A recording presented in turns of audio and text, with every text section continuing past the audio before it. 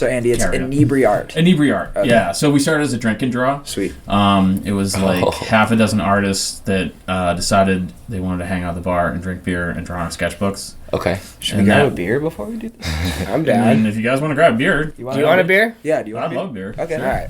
They have We're gonna Corona get- premieres. You You have got to- us Corona You have premieres. to ask the guy from Inebri-art if he wants a beer. Yeah, I know. Kind of. Can you guys just grab Yeah, We'll yeah. just get the whole case. Yeah, Is there a case? yeah, we'll grab.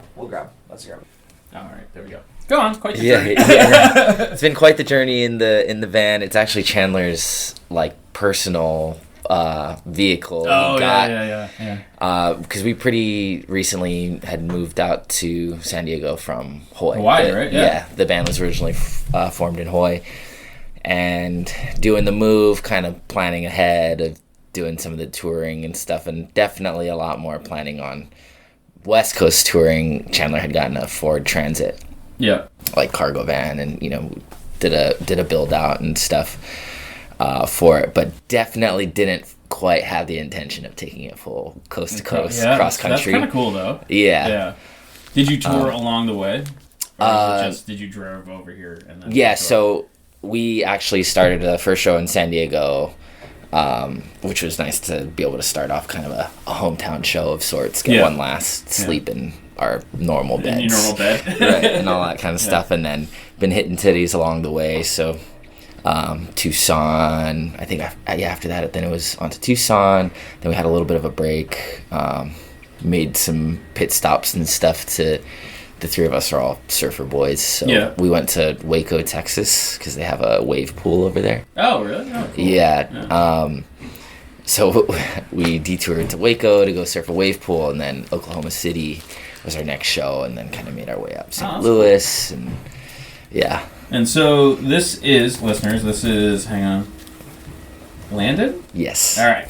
Landon from Wide-Eyed Kids. The other guys are out grabbing beers. So they should be joining us shortly. They'll be right back, for sure. And so how's it? So I have family in PA.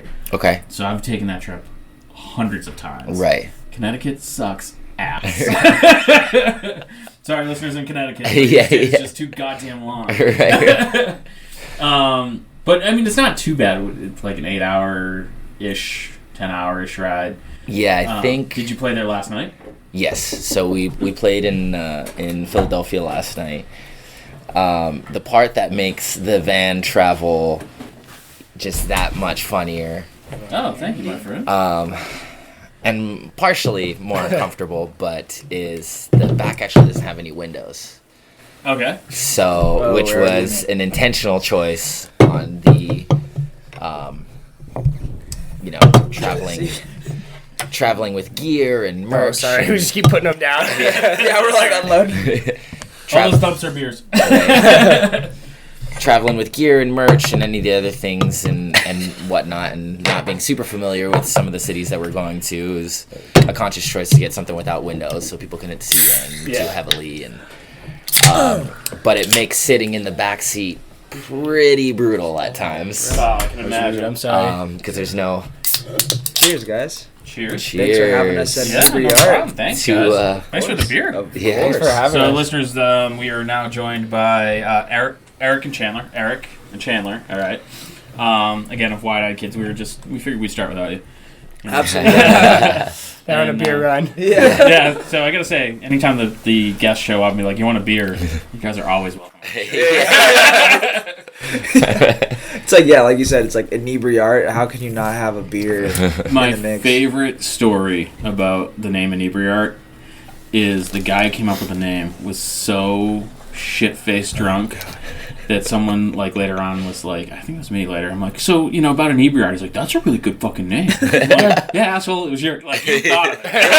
Your name is like, that makes sense. So yeah, and it's just kind of stuck, and we work mostly with bars and breweries, and so I drink professionally.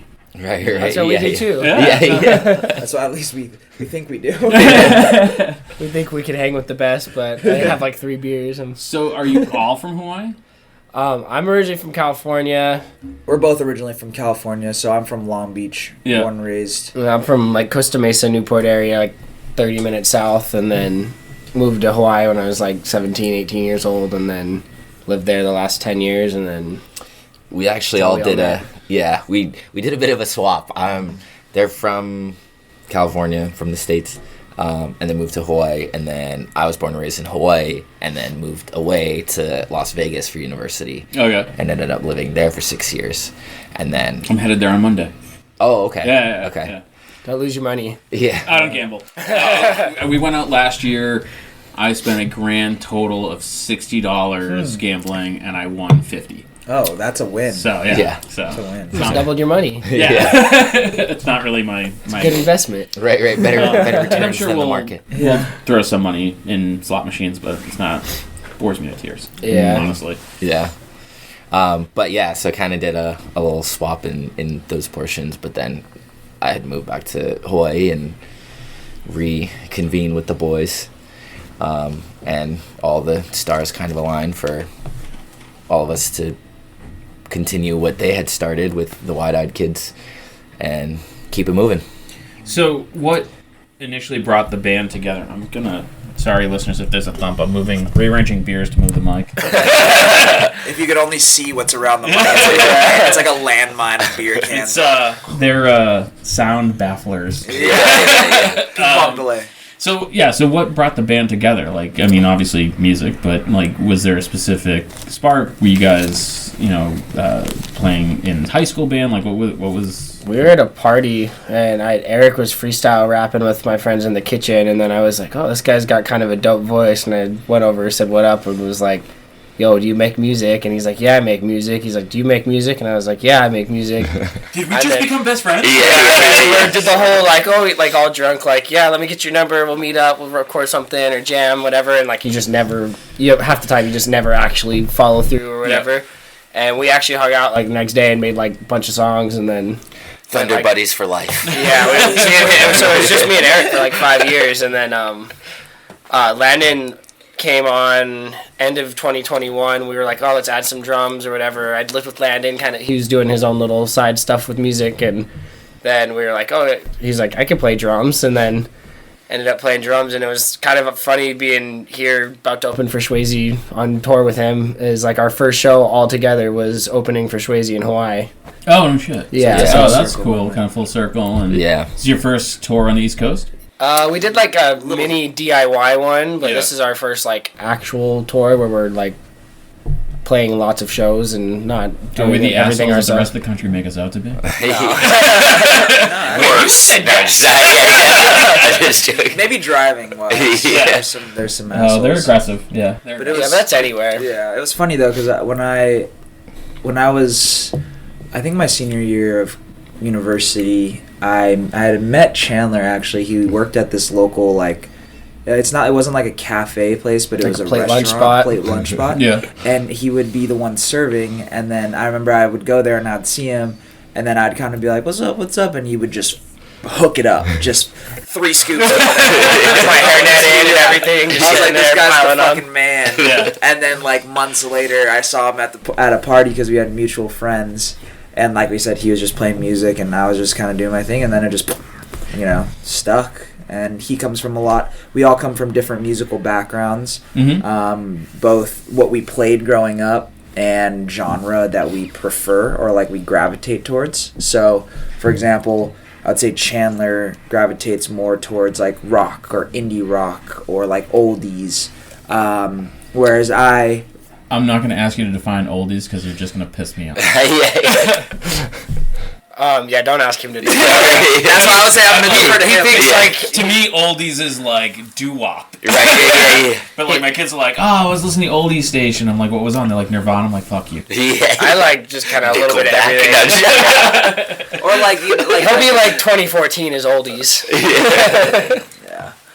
But yeah, and then for me, I would say I'm predominantly influenced by reggae or hip hop and some electronic music. Yeah. I feel Landon, you're kind of all over. I would say a little. This man probably loves a little pop more music. A little more in dance music and pop music for sure. Yeah, I was listening to your stuff on the way over here because I was trying to do that before. Oh shit! See, I'm the asshole that didn't shut that. Oh, I better make sure mine's embarrassing. Mine's got a minion going on and on, making all sorts of. Okay,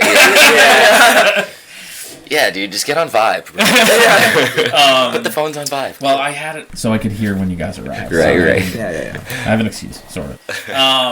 Yeah, so I was listening to you guys on the way over here, and we were listening, me and Jeff, before you guys got here, and it very much, and I hope this doesn't sound like an insult, because it's not meant at all, but it had the same vibe that Sunflower by Post Malone. Like, Okay. That's kind of like I'll take that. the vibe that I got from like your music. Yeah. How do you... See, I hate asking people, like, you can't classify music anymore, because it's everything is such a hybrid. Right. But like, when do people ask you like what style of music, like what how do you explain you guys? It's kind of awkward sometimes because like people ask like what genre do you play, expecting you to be like, oh, rock or hip hop or whatever, and then you try to explain and you're like, well, it's a little bit this, and then they just think you're crazy. Like they'll just be like, well, Chandler, back in my day, there were 4 things: right. classic, country. yeah. I'd say just genre bending or blending. Yeah. Like you could just be like, I feel like when you have to like fully define it, the one that we've kind of settled on making it the easiest is like indie reggae rock. indie reggae rock. Okay. Yeah, indie reggae rock. Yeah, I mean that would, or just like if you're looking Indie. for a general category, Yeah. indie. I think indie kind of classifies a lot of things that you can't really put a thumb on and just be like, this is that. Yeah. So we generally just say indie music if we're looking for somebody that just like, what do you make? It's indie music. But when you look into it more specifically, you can like pick apart certain things that you're like, oh, like I hear this chord progression that has maybe more of a reggae influence, but I hear, some electronic synths and drum beats that are more like hip hop or indie rock focused. So it's kind of like whatever we like. It's like indie chili. Indie chili. Oh, what was it? I interviewed a musician out of New Orleans, and they referred to it as music gumbo. Yeah. Yeah. Oh, that's a fucking great. That's pretty sweet. And I really like that about music now, is where it's not like, again, when I was a kid, you listen to metal music or you listen to hip hop or. The listeners wondering there's the vacuum outside. The vacuum monster. I don't know. Someone thinks you guys suck. I don't know. Or we blow. I don't know. We suck and blow at the same time. Oh god. Always something, man. Always something. I lost track of what I was saying. That happens. I mean, I definitely feel like, nowadays it's just music. And Right. There's less walls up. There's less gatekeeping. So it feels like, there's a dive bar that I drink at frequently, and Same. yeah. there's like all the bartenders are like young, probably your age, and they all listen to like funk music.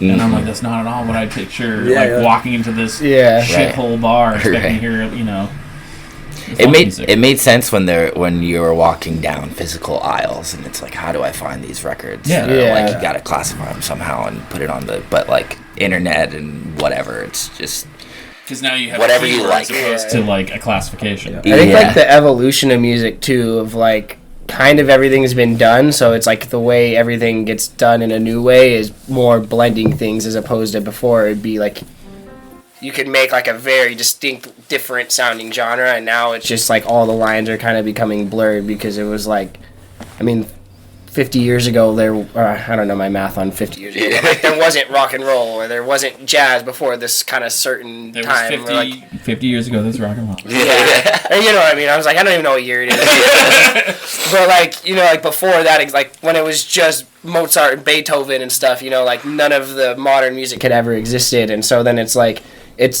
there was less to classify of like, just think of how many, like with the population increasing, all this stuff, like how much more music gets made every single day. Mm-hmm. And so it's like where we're at now is it's like, there's no longer, like, I don't think there's like as much of a genre, like obviously there still is, but in order to make something different, it's like it has to be genreless. Right. Yeah. Like that's the only way to do something unique because there's 7 to 12 notes in Western music or whatever it is. So it's like, and that's one of those things. How do like, you spice it up? Even back then, is like rock was a variation of like jazz. Yeah. And it's so it's all just a spin off of something else. It's just now people they're like, whatever. I don't have time. Yeah. We're a fast paced world. Like we're not gonna come up with a new genre for what we're doing. Yeah. So when you guys are writing, like, how does that go together? Like, do you work with the lyrics? Do you freestyle lyrics over, like, the chord progression you come up with? Like, kind of like, how do you guys come up with stuff? Yeah, Both. Yeah. So, like, generally, it starts, I would say, like, 70 to 80% of the time with the chord progression, I would say.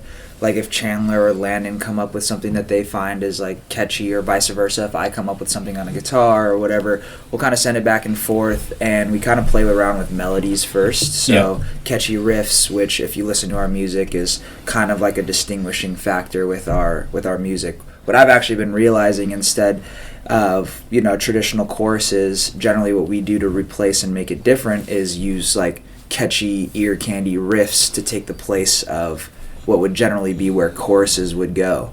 And so what you're creating is kind of like a blend between catchy lyrics and instrumental type of situation. So we'll kind of play around with melodies, chord progressions, and then I usually get inspired by the vibe that those bring, and then that brings along lyrics that I write to the songs, and then we kind of all ping pong it back to each other.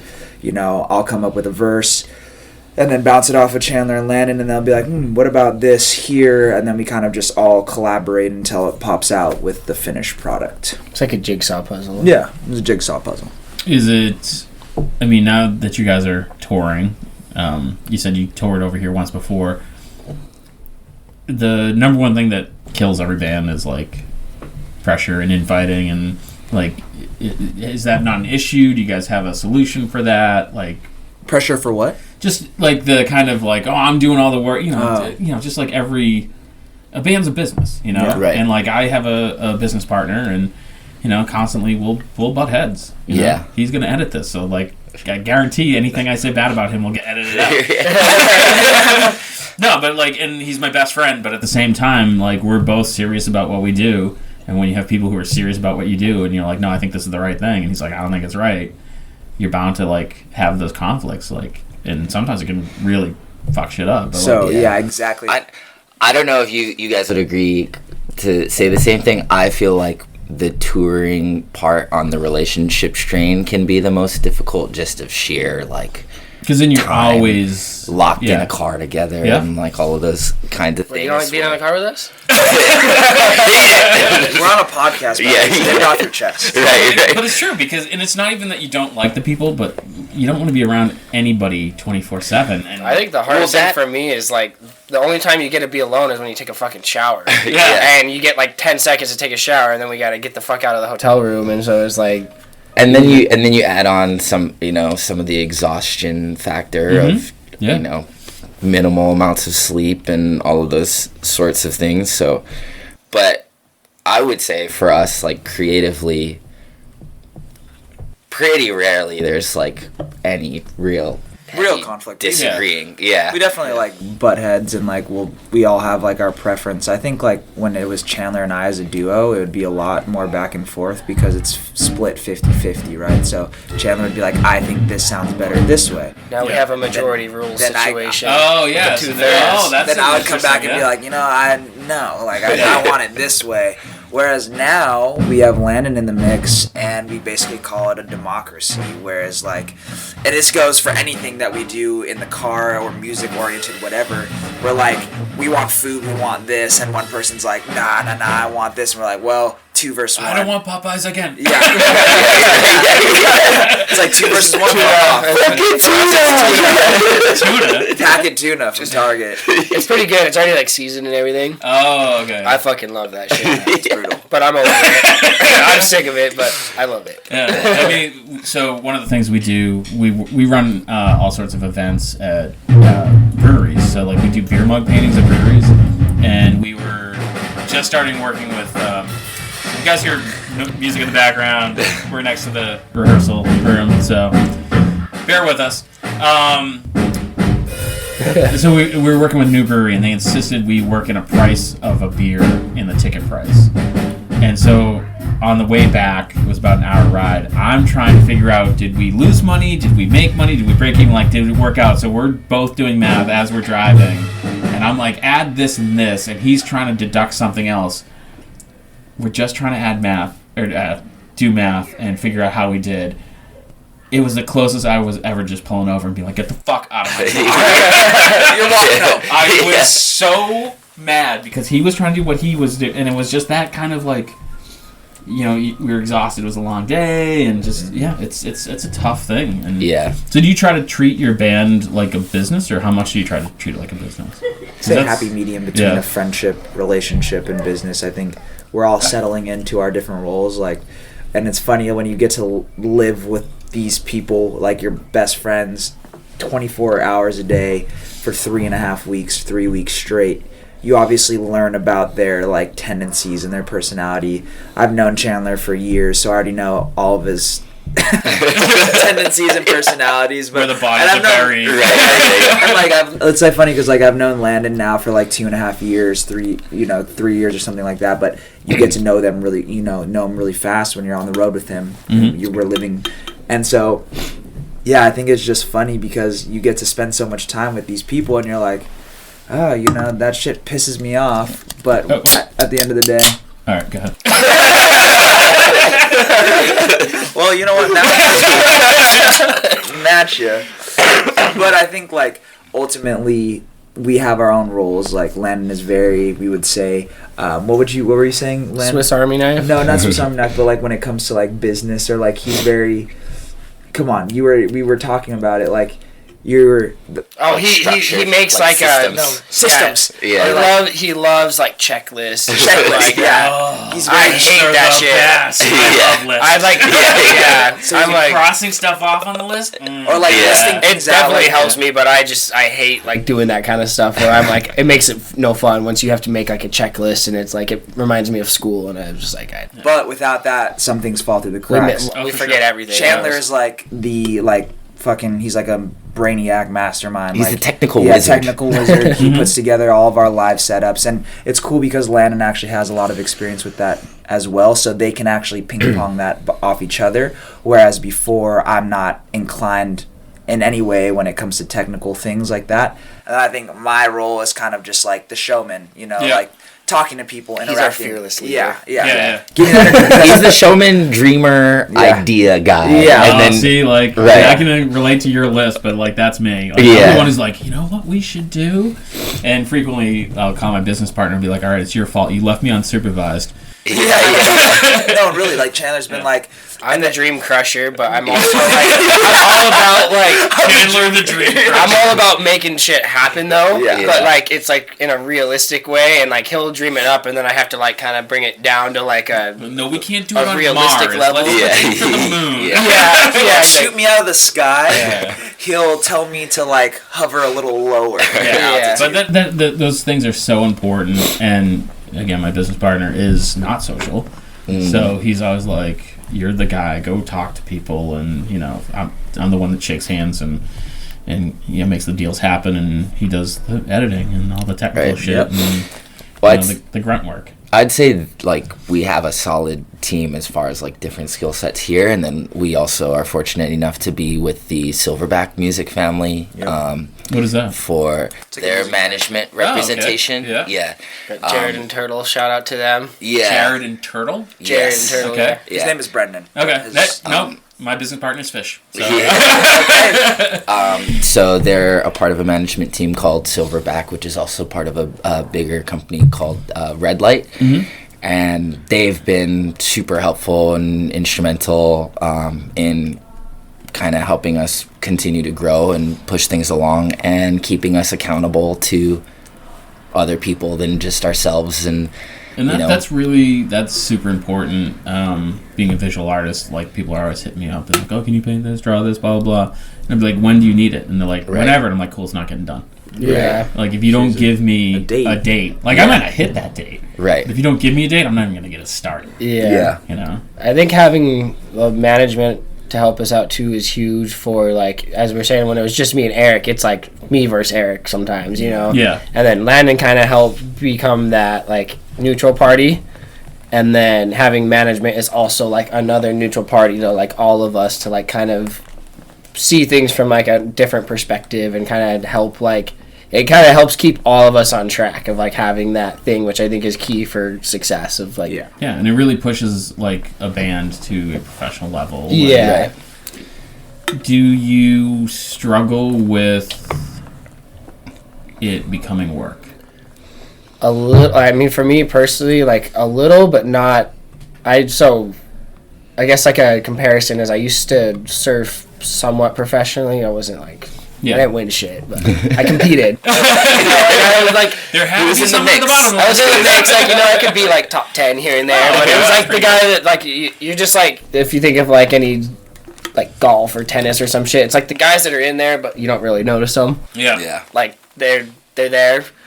That was about where I was at, but like when it kind of started getting more serious, having the sponsors and stuff, I started like kind of being like, this isn't why I started doing it. But music, I feel like there's that balance of like there is times where it feels like work, but it's like a labor of love. Like it's like I love every bit of it, and it gives me like purpose and like reason for doing things. And it's like the music side is still fun, but it's like kind of getting used to that. Like, oh shit, we got to be here this time, like all like kind of just city to city to city, and it has like a little bit of that work feel, but it's like I get stoked on it, but it's also like just.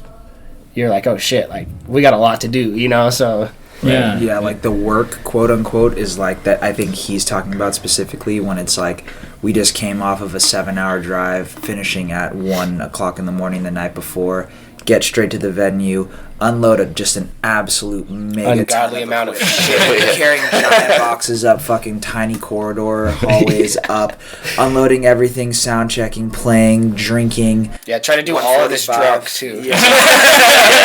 Doing a podcast. Dude, I had this moment the other night where we got back. I think it was in Murfreesboro, Tennessee, and it's cold as hell. It was our windshield was ice. There's ice all over our car. There's blood over the wall of the motel. In the middle of nowhere. We're pulling up.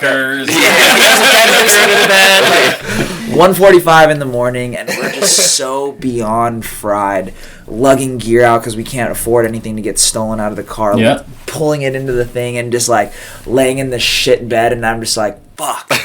But then you fast forward and you get to the venue and you start playing, and then I kind of have these moments where I'm like looking at Landon, he's just smiling, like playing drums. I look at Chandler, he's not smiling, playing guitar. I get too stressed out about missing a note, but I'm inside, I'm always enjoying it. Yeah, no, we have this ongoing joke where we're trying to bring Chandler out of his shell a little bit more, but because he's like very technical, but we need to get him on the theatrical side. But anyways, I had this moment where I'm just like, at the end of the day, this is like what we're getting paid to do right now, is like show up, bring people music, spread our messages, our vibe that all of us have worked so hard to create. And it's it's the like shit we're doing for free anyway, so Yeah, might as well exactly. get paid doing it. Yeah. and now it's out of time. Yeah. It's one of my favorite things like about this is heading into COVID. I was working in marketing, got laid off. Now I just do this shit. Nice. And Not nice about the getting laid off part. no, it's honestly it's gonna be one of. I think I'm gonna look back and be like, that's one of the best things that's ever happened to me. Oh. honestly, same. Or like, yeah. Getting laid or getting laid off? Getting laid off's the best thing that ever happened to me I back was in gonna the say Yeah. the same thing to him. I hated the last job that I was doing and quit before I had anything else. Before I like fully started music and gigging full time, and it's like, thank God. Thank God that job was so shitty. My thing just lined up so perfectly. It's like I got laid off, and then the government's like, we're giving you an extra $600 a week, and you're like, oh fuck, okay, yeah. great. And so now like every once in a while, you have those moments where it's like frustrating, or you're doing something monotonous, like just emailing people or whatever, and I spend a lot of time emailing people I never hear back from, and Right. But then there's those moments where like you're like, it's a great day, and we do comedy shows, it's hysterical, or, we're flying out to Vegas next week, and you just, like, stand in the casino and be like, this is my fucking job. Yeah. I'm being paid to do this. This is ridiculous. We had a moment like that the other, because we've been selling merch ourselves too, so we'll like play and then we just go man the merch booth after, and it's like, that's honestly been one of my favorite parts, where I was kind of like, oh, this is going to be a pain in the ass, like lugging tables around, setting this shit up, doing all that, and it's like, we go just hang out there, and everyone comes up after, and it's like, oh, good set, whatever, and like, you get to like actually talk to the people that come out, and you just get to see who actually listens to your music, and you're like, I remember when we started, we were like, dude, if we can make one person smile, like, we did something, and it was like, when these people come up and they're like, oh, like, yeah, I've been listening to you for a year or whatever, like, kind of just telling all these stories about how they found your music and stuff like that. And it's, like, cool being, like, on the front lines, per se, because, like, so many artists don't do that. They don't, like, sell their own merch or even, like, you know, or, like, they'll charge to go meet them or whatever, where it's, like, cool being able to just be, like, at the show, you know, like, that's the whole reason you go to a show is go check out the artists, see what they're all about, and so, like, us being able to sell our own merch has been cool because we actually get to, like, interact with everybody and, like, really find out, like, about the people that listen to our music, which is cool, you know, because it's kind of like... I was talking about that earlier, and I was telling Jeff, oh, by the way, we're at Cherrywood Studios. Check them out. I should give his studio a shout out. That's what those drums are coming from. It's an epic room and facility, and this nice vibe. This place is he cool. got nominated as like best producer in the area. Okay. He didn't win, but he got nominated for the first year of the studio. I think that's pretty great. Yeah. But do you guys care if I still another? No. Got it for you. I've sucked my Jagged Pockets full for us. But it is that, like, we're talking, and I'm like, you know, I look at our downloads and our, you know, where we've been downloaded and all that, but then I meet one person who'll be like, oh, I listen to your show. I'm like, wait, what? Really? Like, how? You know, and you know, we get a lot of downloads, and it's like, I know they get downloaded, but when you meet that one person in real life, and it's totally different. Yeah, you're like, oh, it actually is real. It's not just some number. Like, yeah. It's faceless. It's not ones and zeros and... Well, I think that, and then even on top of that, we're very fortunate enough to have our other buddy sitting over here in the corner. Tour manager. Yeah. Tour manager, Award women, filmmaker, like all that. Like, yeah. He would be a great podcast in himself. This man has crazy ass stories. Yeah. I'll have to get him on the show. And very talented in his own right and skill set of photography and videography. Everyone say Tito! But the fact that we get to do, as they were saying, sharing music and our stories, but be able to bring both other creative friends and things that are very talented in their own fields, to probably more so him helping lift us up than us helping lift him up, but being able to be a part of each other's creative journeys and like as we're, you know, all trying to build careers and everything too, just makes it that much more and it's one wild. Of those, like, as a collaboration type of... We gotta get like a tally mark going. Whoever can count the number of cracks and have the right number of cracks at the end of this podcast. We'll send you a t-shirt. Email info@thewideeyedkids.com. But there's something about that collaboration, and that's what I love, and that's like me and Jeff. You know, we've been friends a long time, but I met him. I moved to Plymouth, which is where I'm from, and there was this little tiny pub at the end of my street, and I would stagger home from there at night, and there was one night then he was playing, and apparently it's like, if not his first gig, but like one of his first like playing out gigs, and we just became quick friends, and now it's like, hey man, can you use your studio? And it's, you know, we were talking about soundproofing because we're like setting up our own recording studio now, and it's just kind of like building those relationships, and as he goes bigger and better, like, you can't help but go with them, you know? And it's that's my favorite part, is like bringing my friends with me as they do the same. Right. It's like we are building our tribe both in like the messaging and things that we want to communicate and say and comment on the world to fans and friends and things like that like the music, and then also building a tribe within other creative people of you know, just trying to share same vision on that same side, but being a part of, you know, behind the scenes and making it happen and all that kind of stuff. And we just want to make sure everybody eats. I think going back to like when you're talking about like if we ever argue or like any of that kind of stuff too, I think big thing is remembering why you do it in the first place. Whenever we like, because sometimes it's easy to get too serious and get like like everyone's got their egos, and you get like, oh, like I did this work, you did this work, whatever. You're like kind of getting into that stuff, and like it's easy to forget like what we did. Yeah. You know, and it's like that's what it's all about, and it's about having fun at the end of the day. And so like when you start getting too serious, I'd have that problem a lot, like, of where you just gotta, like, kind of remember to be like, yes, like, take it seriously because it's like it's what you love doing and you want to do the best you can, but also fucking relax. Like, drink a beer. You know, like, I love that sentiment, and so we're like 300 and we're probably pushing 350 episodes of this. Damn. And Okay. it's always one of those like, we don't have a good closing, and through like talking to people recently, I'm like, yeah, the two rules in Inebri-art is everyone is welcome and it has to be fun, because why are we doing what the fuck else? Like, and it's become, you know, like that work-life balance where it's so much work now, but I'm like, yeah, I got into this to have fun, you know, and like you have to stop and remember, like, yes, I'm answering this email now, but I did it for the fun moments that come along with it, and that's crucial. Yeah. I think we're winning if we're drinking on the job and not getting fired for it. Yeah, sure. So I'll tell you a story because I don't work there anymore.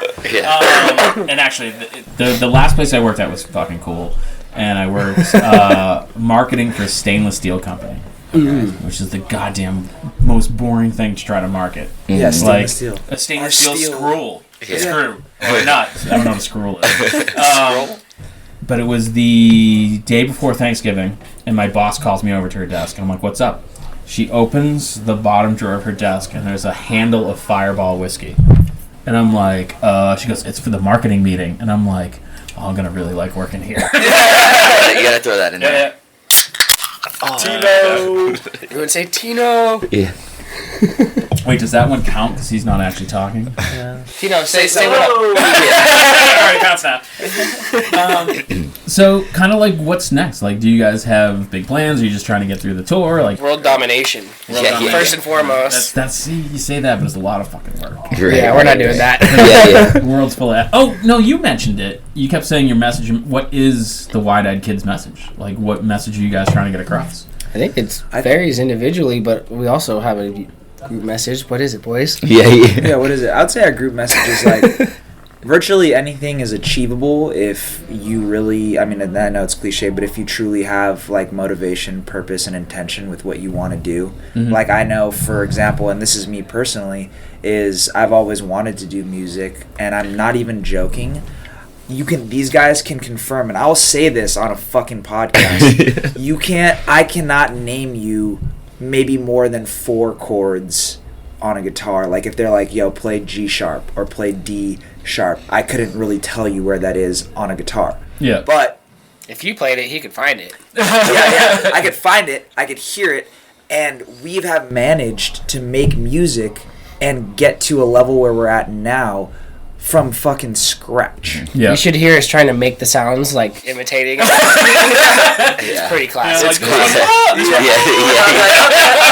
That makes sense. A couple of these, maybe a couple of these. Yeah. But it's so true, because it's like, you know, there's so many Juilliard trained musicians that drive taxis, and then you have bands like the Sex Pistols. Yeah. I think Yeah. it comes into doing, like, as opposed to, like, I don't know, some people get too serious with the whole music theory thing, all that kind of stuff, and it's like, a lot of people just, like, they're not themselves enough. Like, they're so concerned on making something good or, like, doing something like this or like that, whatever it is, and they forget to just have fun and do, like, that's how you do something unique, is just doing you, like, not giving a fuck, not, like, studying everyone else so hard to, like, figure out, like, you know, I don't know, like, how, like, I feel like a lot of people just, like, really try to imitate too hard as opposed to... My least favorite thing is going to see bands with those people. Yeah. And, like, then they're like, oh, they're flat. Oh, they're sharp. I'm like, you're missing the performance. Right. Yeah. You know? Yeah. The performance isn't perfect. It's not a whole, supposed to be. Yeah. It's a whole thing, Yeah. Or, like, some people, too, like, I feel like a thing that gets in a lot of musicians' way is trying to play something hard. And it's like, most shit that's hard to play doesn't sound very good. Yeah.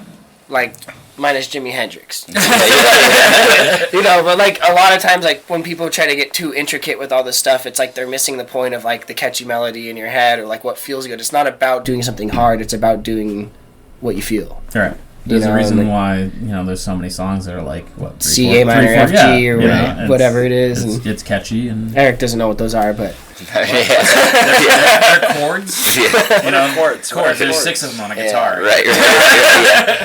No, and then I think also, so it's like if we had to break it down to what we're about is obviously like finding your purpose and pursuing it like relentlessly until it becomes your reality. I think we're all so individual, so unique. We all have so much potential. And I mean, again, delving into the cliche type of situation, but like a lot of that is suppressed nowadays. It's like go to a 9-to-5, get a stable income, find a job, and then just keep doing that until you're in the grave, where it's like pursue what makes you happy, that gives you purpose, and that fills your stoke meter, quote unquote. Yep. And then at the end of the day, fucking spread as much love and positivity that you can. I think one thing that I appreciate about all of us is like before shows, during shows, after shows, whoever is a part in helping us, like we individually all take the time to like thank those people, appreciate them. Like we always like fucking appreciate you because we understand the type of shit, the effort. Thank you, sound guy. Yeah. Thank you, sound guy. I've done sound, and artists are fucking assholes. They're like just fucking. They don't know shit. They come in and they're like, oh, whatever, and it's like they're fucking assholes, and like they don't get that like why shit's not working, and half the time they're like doing some dumb shit like covering up the microphone, making it feedback, pointing at the monitors, whatever, and you're just like, dude, like you got to be a little better at what you're doing so that I can do what I can do, you know, or like. So the sound guy is take you down. Yeah, I'll be down. He starts drinking. The sound guy is the most underthanked guy in the music industry. Yeah. But at the end of the day, is like making sure that the message that we promote is uplifting and it raises people's vibrations. That's I think our goal with our music. Is. I love what you say about like the people who work those 9-to-5 jobs, because like if you're at a party or a bar, and the guy to your left works a 9-to-5 job, and the guy to your right does what he loves to do, you're going to end up talking to the guy that loves what he loves to do. Yeah. He's going to be energized by his bit. I'll fucking tell you about it. Exactly. And the other guy's going to be like, my wife sucks, my boss sucks. Yeah. You know? And it's I mean, people have to do shit jobs, unfortunately. Yeah, that's what I was going to say. I was like... I'm not crapping on anyone that, you know, I've done shit jobs too. Yeah, same. But I was unhappy. Yeah. Well, I think even then, like, a big theme through a lot of the music and songs is, like, even regardless of whatever the job is or whatever is, there's a big portion of it that's about, like, adventure and exploration. Yeah. And finding that in, you know, there's a song called The Moon that's about taking a trip. I was listening to that. Which is, Eric will say, you know, not always necessarily the vacation trip. But I mean, that's also one of those things where it's like, you know, you're living in a van with 2 other guys. It's tough. It's hard. There's a lot of work. But, you know, after, how long did you say the tour was? 3 weeks? 6 weeks? 3 weeks. 3 weeks? This was 3 weeks. At the end of the 3 weeks, you let another 3 weeks go by, and then you kind of start to reminisce. Yeah. You're like, oh, I remember when this stupid thing happened, or you remember when this horrible thing happened. Right. It's a great story. I mean, I don't even know if I would say a full 3 weeks. Through some of this, we've gotten like 2 days off, and we're like, I can't believe St. Louis was 4 days ago. Like, that's hilarious. Yeah, I've just been trying to we have this little ongoing joke. So we were in OKC, and I was up there, and then at some point in the show, I had like shouted out the city, and I was like, "You guys still with us, Houston?" Yeah, and then the crowd, like, they said that somebody, and I had literally no idea that I even said that until Landon told me after the show. The best part is there's no plans to go to Houston on this tour. We never went through Houston on this tour. Houston was never even mentioned on this tour besides talking about problems, maybe. But like, this man just goes, I don't know, he pulled Houston out of his ass. And then someone in the crowd's like, "We're not Houston." And then I pulled it together, and I was like, "OKC, blah blah blah." So he's like, "Just kidding. I was just testing you guys. Make sure you know where you're from." Yeah. But yeah, that shit happens all the time. Like, now that I don't have a normal work schedule, you'd be like, "Oh, blah blah." I'd be like, "Yeah, I'll see you Friday," and they're like, "That's tomorrow." And be like, "Oh yeah, I'll see you tomorrow." Well, that and we've been jumping time zones too, and because we went like New Mexico into Texas, back into New Mexico, back into Texas. That's a funny story so too. So we jumped time zones like 2 or 3 times in the one day. And I flew in from Hawaii the night before we played our first show in San Diego. Jesus. So I've been fucked up. Yeah, I was going back to New Mexico. I was talking up Carlsbad Caverns like you wouldn't believe. I'm like, boys, we're going to Carlsbad Caverns on the way. We got some days off. He was the one. I was like, I would not shut up about that shit. Then we booked this shitty Motel 6 in the middle of Carlsbad. And I'm not going to name any names, but Landon and Eric weren't the ones that were supposed to book the reservation to go to the national park. And so someone didn't do it. And we basically drove to the middle There's of only 3 people in the band. So yeah. You get your chance. Right. We're in the middle of nowhere in New Mexico. Like, there's fucking... Like, this place has nothing. Like, it's so shitty. And we basically just drive there to go stay at a Motel 6 to continue on because I fucked up and didn't get our reservation. And I was, like, sitting in... We stopped at, like, a Walmart or something, and we go there to deposit cash or whatever, and I'm, like, in there, and I'm kind of like, oh, how am I going to tell the boys this? Like, But it's funny because Chandler has... So, like, it cracks me up because as technical and detail-oriented as he is, he has this weird... See, Chandler, if you had a list. Yeah. That's what I said. I know. The list. The list brings me back to not having fun. Right. Then it's bad. Then we're back in school. Which I should probably go back. Yeah. No, but he has this funny thing where it's like reservations or like booking things. I'm always like, dude, did you make sure? Because he's like bought concert tickets for like the wrong day. The wrong day. He's bought like he scheduled his like car service or like the wrong month in the wrong month. So I'm like, dude, we gotta book this. And you did the same shit one time too, so that's why Landon books all the hotels. Yeah. No, New York. No, I didn't book. That was a whole different story. I didn't book it the wrong time. I just booked an Airbnb in like a gnarly part of New York where we were gonna stay the last time we were on tour, and I didn't really know. And then after looking it up, we were like, probably shouldn't have booked that. And it was like $7 to stay there. Yeah, exactly. Probably shouldn't be lugging all this music equipment and thousands of dollars worth of gear. But I'll cut you some slack because my biggest thing lately has been like we'll set up an event and I'll be like, all right, so like it starts at this time, so our setup we need to be there at this time. And then somehow that becomes the start time in my head. So when I create the events, it's like, all right, the start time is this time. People are like, I thought it started at 2. Why does it start at 12? Now I have to be there at 10. I'm like, yeah. So why does it start at 12? Right. Yeah, I mean, there's a lot of shit. List, Chandler. Yeah. I usually do pretty good, like with no list, or I used to like not even write down my homework and shit. But then there's the one little thing that's like the straw that breaks the camel's back. There's just that one extra thing to remember, and then all of a sudden I just fucking start forgetting like super important shit. And we're very fortunate to be hitting the levels where the logistics get more and more difficult. Cause then that means you're doing something. Yeah, that's part of that. Like if you're not working hard to meet kind of the goals, then you're not pushing yourself. Right. You know? The teams have gotten a little bigger, the production levels have gotten bigger and all that kind of stuff, which takes more and all that kind of stuff. So I think that's why we probably need to incorporate a little more lists now. I'm not saying that we don't need to incorporate lists. I just don't want to make them. Yeah. All I'm going to say is lists are going to feature prominently in the show notes. Right. You know, Wide-Eyed Kid show up to talk about lists. Right. Yeah. That's where we delegate Mr. Chung. Yeah. But it's important to know your skills. Right. But so where can people go to check out your music? You know, all your check out our Only Bands. Yeah.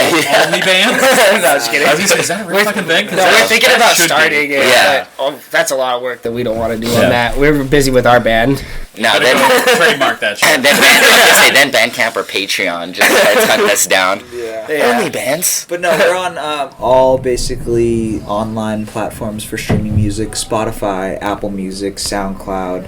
YouTube. Yeah. Actually, we need to update SoundCloud. I don't think we actually have most of our recent stuff on there, but... Okay, well, you heard it first. Maybe don't check out SoundCloud. Yeah, we'll get it up there. Add it to the list. But yeah, I mean, our main one that we push is Spotify. Yeah. And YouTube. Nice. So that's where all of our...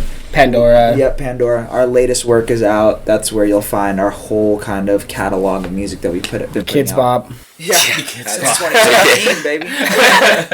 Do you guys do like do you have like vinyl and? We want to get that done. A lot of people have been asking us on this tour if we have like CDs and stuff like that, and I was like, we have no space. Aren't CDs vintage now? I talked to a band. God, now I'm gonna totally blank on the band's name. It was not too long ago. I talked to a lot of people, but they're putting out cassettes. Oh, and I'm like, why? And he's like, "Because they're popular." I'm like, "Yeah, but they sound like shit." Yeah. Cassettes. If anybody listening is interested in vinyl, email us at info@thewide-eyed-kids. Yeah, because we can get a pre-order started. Because that's the other thing is we're like, how many people are actually gonna buy it? You know, like we don't. Well, the nice thing now is you can always do like a Kickstarter. Yeah. And just be like, we need to sell 100 to make it worthwhile, and then you set up 100. And if you get 100 people interested, and then you're like, all right, let's do it. Yeah. That'd be a good idea. Yeah. That'd be a great idea. Add that to the list. Yeah. Making a list right now. Yeah, you're right. Paper. You're right. But I thank you guys for taking the time. I know it's a brutal touring schedule, and Not at all. This thanks is for fun. the beers, man. Yeah. Yeah. No, we're thankful to be here. It's not brutal. It's brutal, but it's not brutal. It's Right. It's like a good brutal. Yeah. It's like It's challenging, like in a good way. yeah. It's challenging up until the pluck of that first guitar note chord, and then it's like, Like This is- sizzling in a hot. Right, Are you guys right. going on first or second tonight? First. Nice. So you get to warm up the crowd. Yeah. Do you guys get to look at the venue at all yet? Yeah, it's we're dope. stoked. This is my favorite place south of Boston. Oh, yeah. Like by far. Nice. The sound I mean, looks. it's The setup looks. They went all out, and it's We're gonna it's a make great it venue. I've thump. seen some really some great shows here. So. Yeah. And we are so stoked to be here on Inebri-art with the man, the myth, the legend himself, Mr. Andy. All right, let's just fucking showing off. I have your names written here. So Right. You Yeah. told me your name once, and I'm gonna. Oh no, I'm not even wearing that shirt. I have terrible name memory, but what I have to do is horrible. what I've been doing lately is when I hear someone's name, You spell it out. no, I fucking just in my head I'm just like Andy, or like John, and then that way it's like I'll still probably forget it. So I'll tell you this story. I don't know if I've told it on the podcast or this podcast. So we have another show called Bar Talk, and it's all bar and restaurant industry people. And we were recording at this like men's social club kind of, basically where like guys go to drink without their wives. And The strip club? no, there's literally like it's like a thing around here. But so there's this guy Lou, and he's like this old crusty bartender. He's fucking great. And so I'm going around the table introducing everybody. I'm like, oh, I'm here with Mel. And he's like, my name's Lou. I'm like, oh shit, sorry man, blah blah. I'm bad with names. The whole episode, Lou. So we take a break. Everyone gets more beers. Come back, and I'm like, all right, I'm here with Mel. He's like, my name is fucking Lou. And I'm like, I don't know what goes on up here. I can't. Yeah, I'm terrible with names. So wait, his name was Lou? His name's Lou, but I kept calling him Mel. Mm. But then like I went to Lou, and then when we went back, I called him Mel again. Like fuck. I'm hard. Really bad with names. Yeah, Really bad. What if? And I was just so lucky that you guys sat in the order that I wrote you guys down. Oh, perfect. Yeah, Easy. yeah. So that was just coincidence. So. Yeah. Well, thank you for having us. Yeah, It's man. been fun. Anytime you guys got shit going on, feel free, reach out. If you got a new album or something, Will do. you're welcome on anytime. You don't always have to bring beers. Yeah. We will.